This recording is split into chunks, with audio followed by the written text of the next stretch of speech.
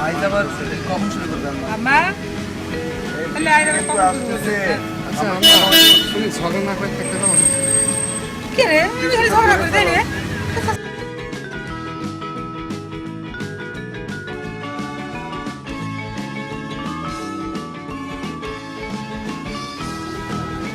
সাইডে রাখেন ভাই, বেশি লং নিয়েন না। দাদা বলুন। হ্যাঁ বসে বসে তুমি এটা উঠানে নিয়ে যাও একটু। এখানে কি নাশক পানি লাগবে না?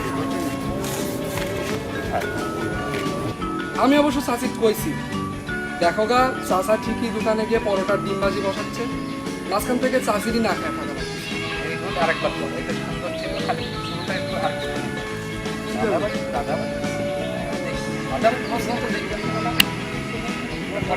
এটা রাখা যাবে, আর একটা দিয়ে রাখতে পারবে।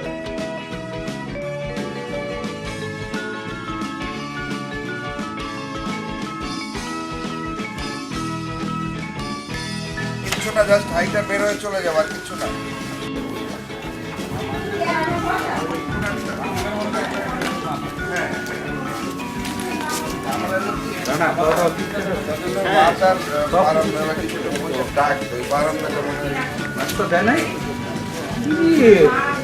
ওই সামনে ওই টপটা এখানে বসে দিতে পারি, দরজার সামনে ফোন দিয়ে। মানুষের অপমানের একটা সীমা আছে। এই ফাউল মহিলা দেখলে কি শুরু করছে? এই ফাউলদের সাথে কথা কত কঠিন। আমি ফাউল মহিলা। হ্যাঁ ফাউল মহিলা। হ্যাঁ আমার কি ফাউল মহিলা? তুই ফাউল মহিলা, তুই ফাউল মহিলা। তুই ফাউল। তুই তোর বউ ফাউল। কে?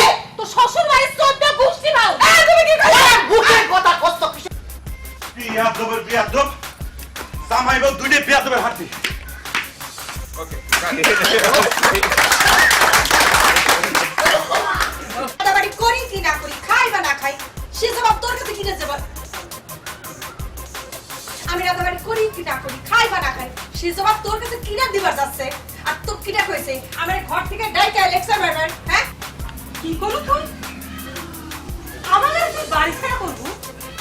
কে রে তুই তো একটা তাজা তোর বাবার মতো হয়েছিস। তোর বাপ যেমন সব ভাই বোন সম্পত্তি বিরাট করে সবাক নিঃস্ব করেছে, তুই হয়েছে তাই। ও আচ্ছা, এখন তো আমি ক্লিয়ার। আমার কাছে সব পানির মতো পরিষ্কার। তাই তো কই লেকুর মাথায় তো এ ধরনের শয়তানি বুদ্ধি আসার কথা না। এসব শয়তানি বুদ্ধি দিছ আসলে তুই। কি করলি তুই? আমার বাপ তার ভাই বোনের সম্পত্তি বিনাশ করেছে। এত বড় মিথ্যাবাদী তুই কমলাবু। নিজের মামা সম্পর্কে এত বড় একটা মিথ্যা কথা তোর মুখে একটু বাঁধলো না? জিভে আছে না, জিভে ওই জিভের মধ্যে পুক পড়বে, জিভে খসে পড়ে যাবে না। রে হে মিথ্যাবাদী কি রে? তোকে চেহারা দেখতে ইচ্ছা করে না ভাই।